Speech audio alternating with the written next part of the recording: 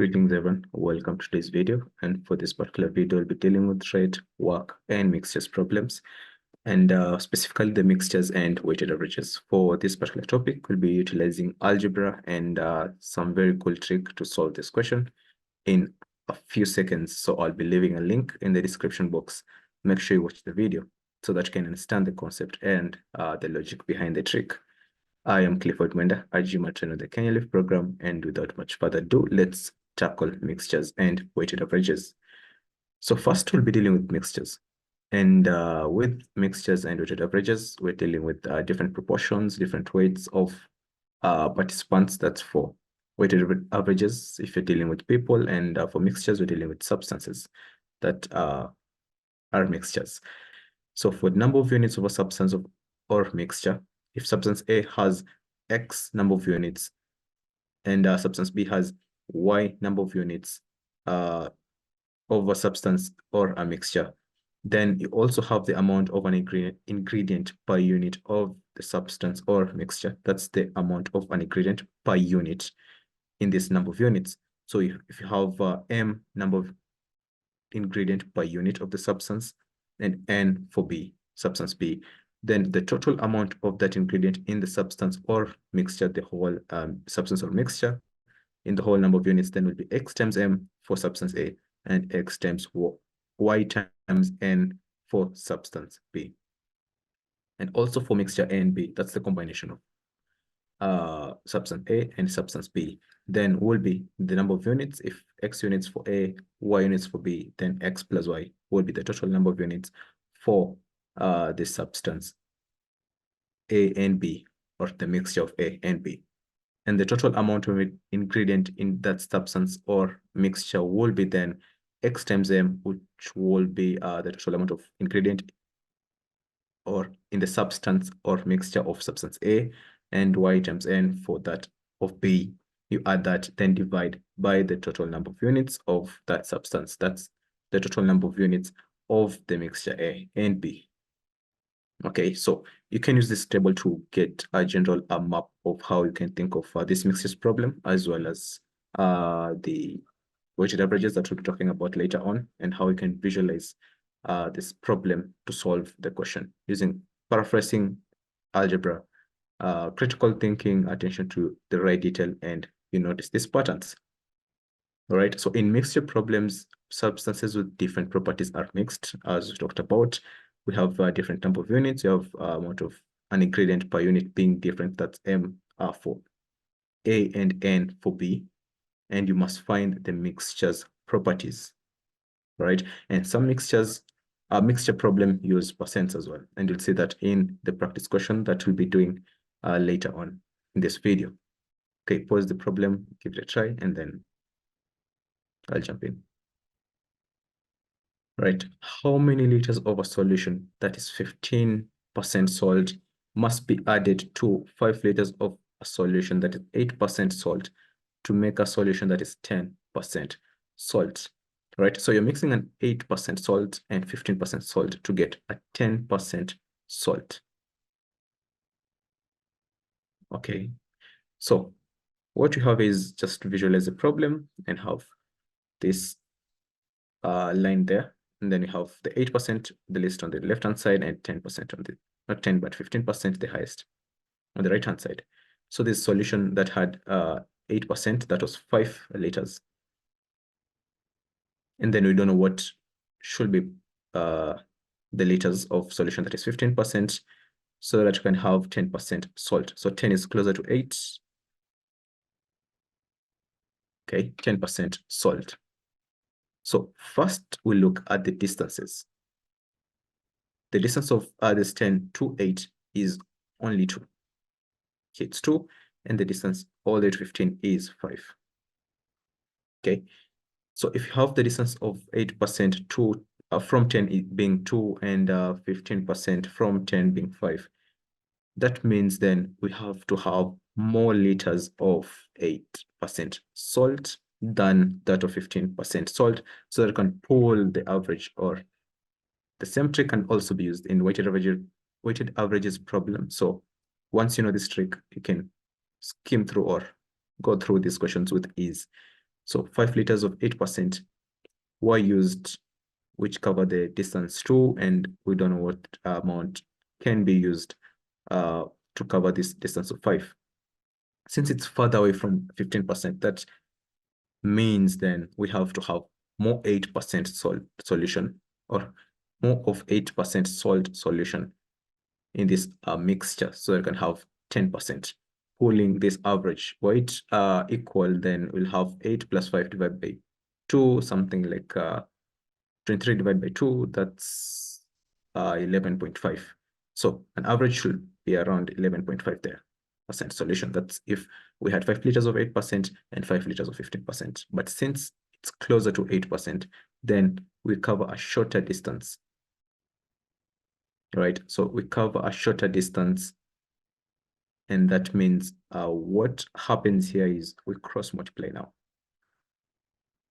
to depict that distance, or this amount of solution that can be added.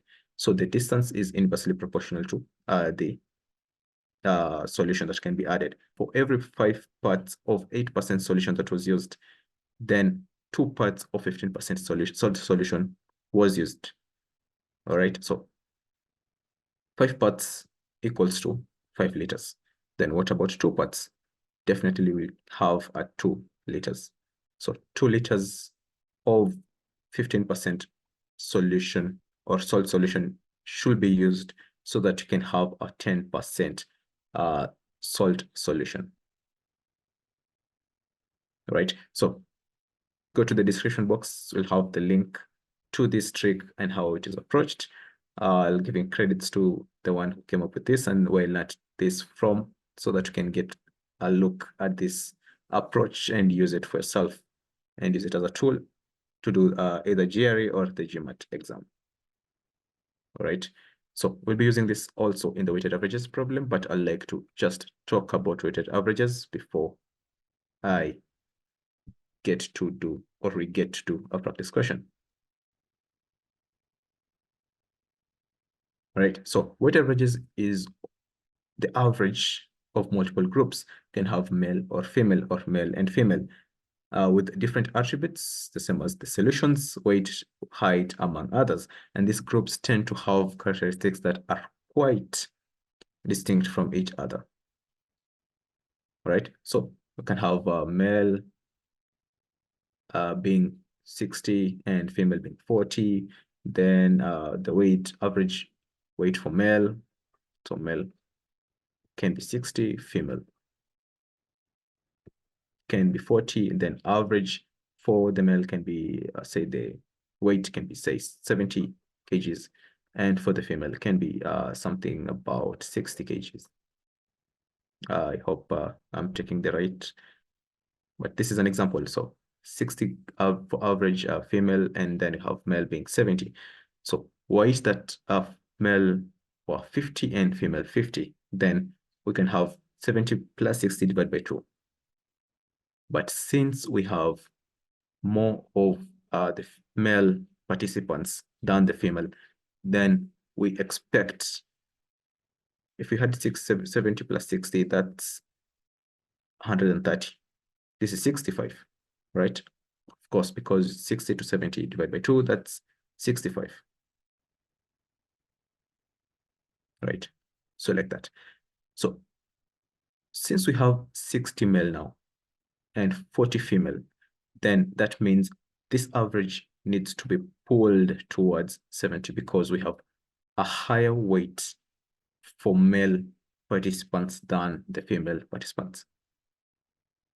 And if you go ahead and do the problem, say we check the total weight, that's 60 times 70 for male, and use the same table that we used for the mixtures.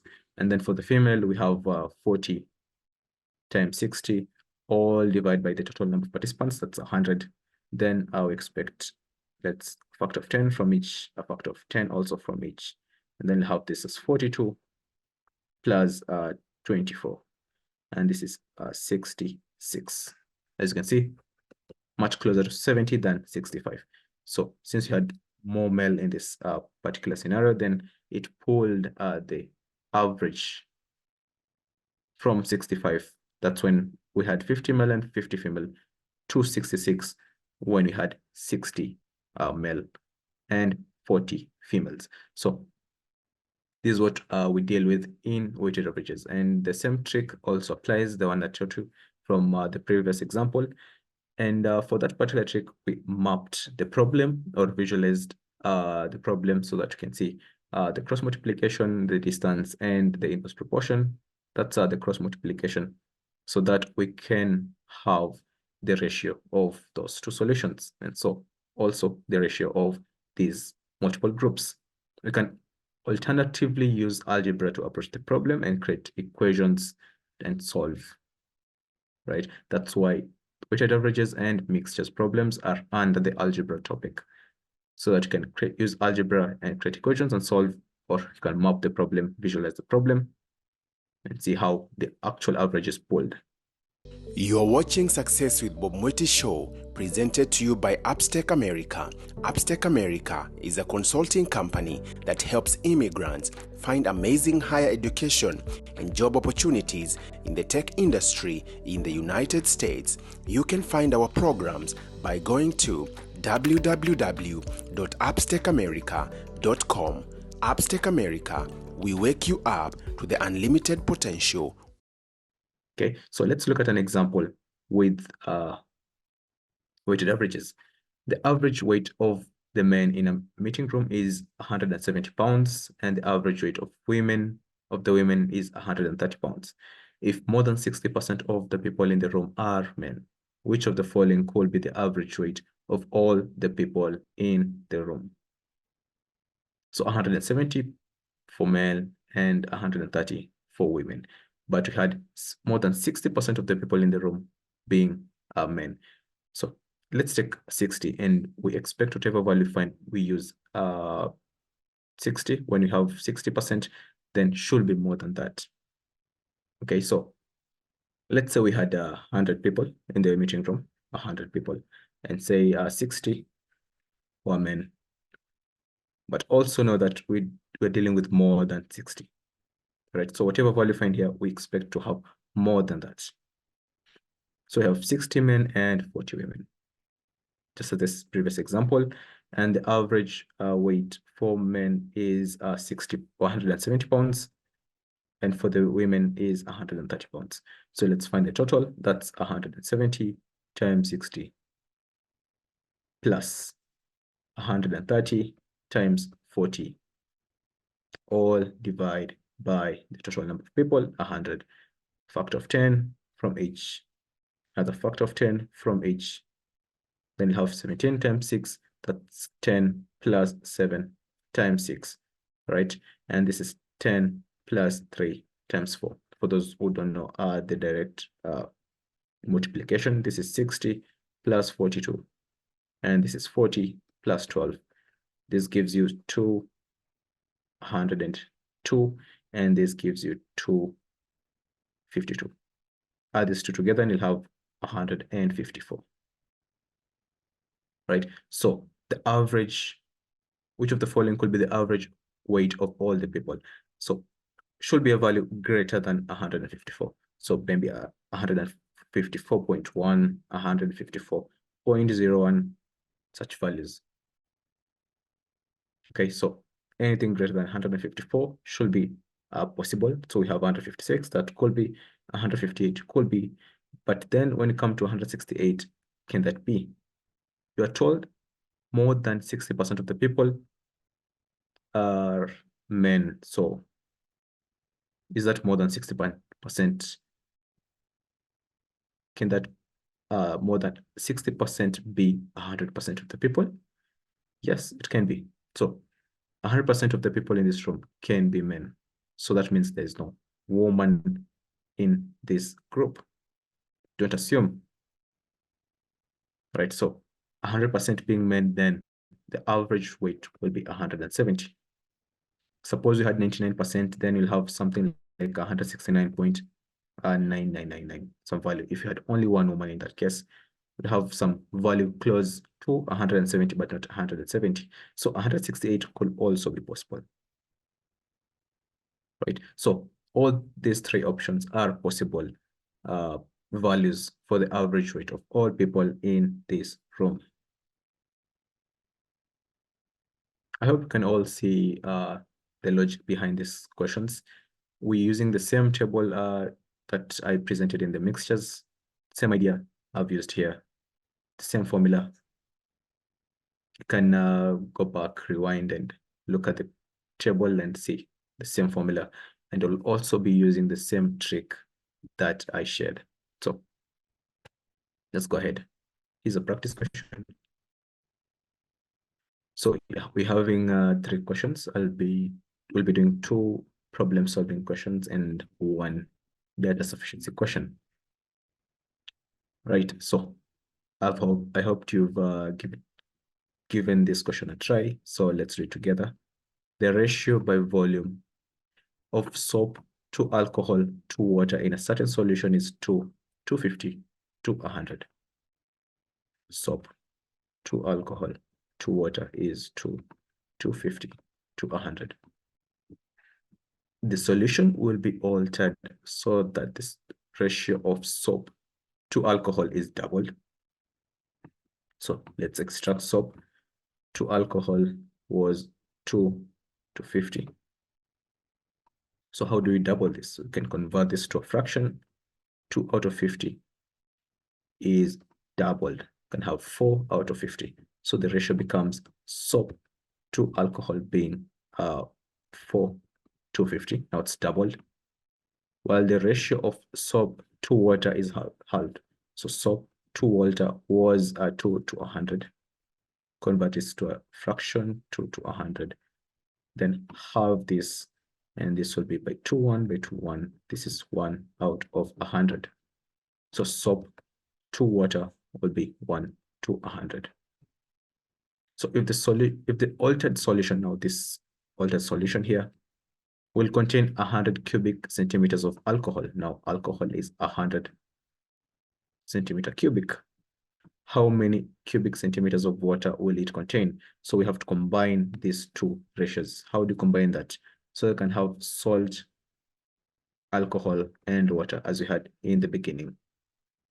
We have to make what's the common ingredient. We have soap being the common ingredient, and that's what we make the same. And how do you do that? We multiply the second ratio by 4. If you multiply that, we'll have 4 to 400, right? So how do you do that? Next, we combine this. Since now the soap ingredient now is the same, we can have the ratios 4, and the alcohol is 50 from this ratio here, and water will be 400. And the total alcohol, this 50 here, equals to 100 centimeter cubic. What about 400? What will that be? So how many 50s are there in 400? In 100, there are 2. In 400, then will be 8. So 8 times 100 centimeters cubed. That will be 800 centimeters cubed. Answer choose E. Let's have another question. We have another practice question. Pause the video, give it a try. For this particular question, we have seed mixture X, which is 40% red grass and 60% bluegrass by weight. Now, for this one, I'd like us to use the trick. And how do we do this? We have 40% red grass in X and 60% bluegrass by weight in X. Then seed mixture Y, we have seed mixture X now and seed mixture Y. 25% ryegrass and 75% skew. If a mixture of X and Y contains 30% ryegrass, what percent of the weight of mixture is X? So we can use the table. If you like to use the table, it's good.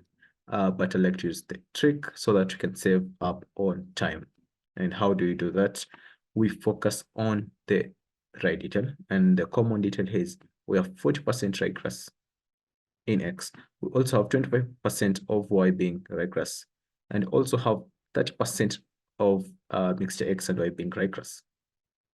So that's the common ingredient in mixture X, mixture Y, and the mixture of X and Y. So how do we represent this? We have 0.4 of X being ryegrass, 0.25 of Y being ryegrass as well. Then that means if X and Y are to combine, then this 30% of X and Y will also be ryegrass. That's the ryegrass in X and ryegrass in Y added together to have 30%. Then 0.3 of X and Y will be ryegrass total of this added together. All right, this is algebra now.